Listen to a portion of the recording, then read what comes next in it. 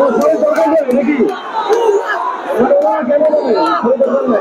আজকের মধ্যে যতটুকু আমি শুনেছি এবং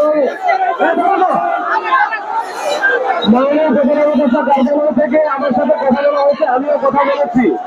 আজকে আপনাদের ফাইলটা চূড়ান্ত পর্যায়ে আছে, আজকে শোনা হবে, আজকে সিগনেচার হবে, এটা আপনারা হয়তো বুঝতে পারতেছেন না। ও সবাই দরকার নেই নাকি কেন নেই দরকার নেই